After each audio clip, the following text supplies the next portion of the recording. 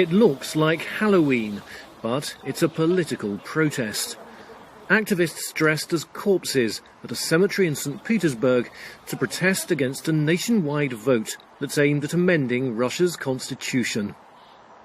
Their slogans are ironic.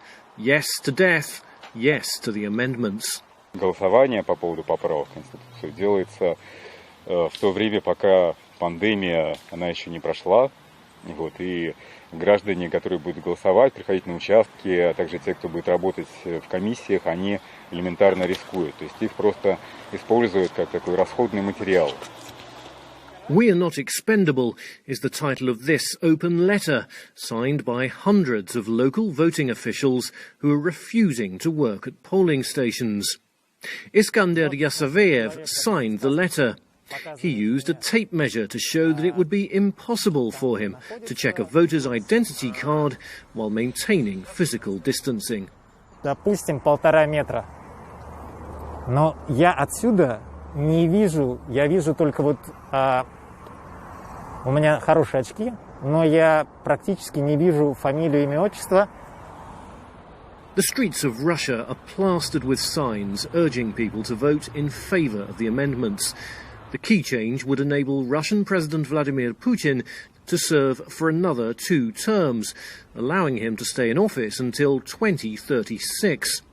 The vote was originally scheduled for April, but postponed due to the COVID-19 pandemic.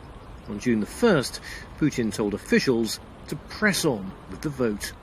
Итак, уважаемые коллеги, исходя из сегодняшней дискуссии, исходя из сказанного вами и предложенного вами, проведем общероссийское голосование по принятию поправок в Конституцию Российской Федерации 1 июля 2020 года.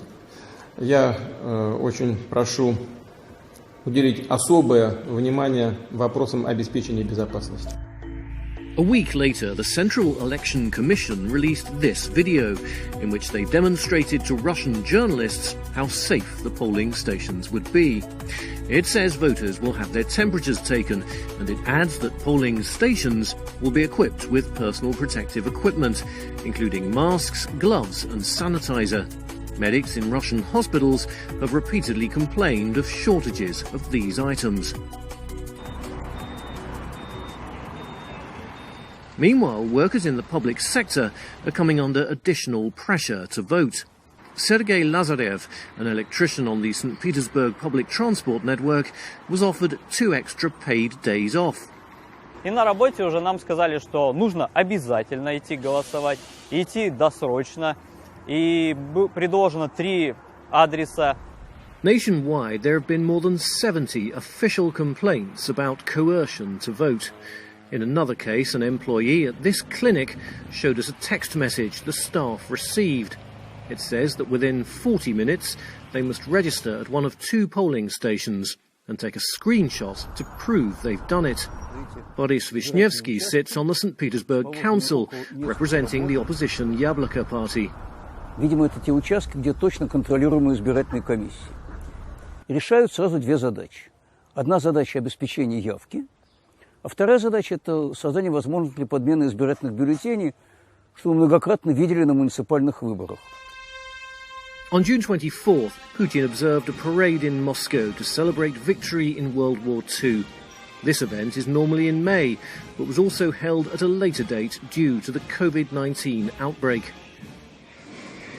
Yet official statistics show Russia has the world's 3rd highest coronavirus caseload, with infections continuing to rise steeply. Although the rate of growth appears to have declined recently, some fear that mass events like this and the nationwide vote could add new momentum to the spread of the virus.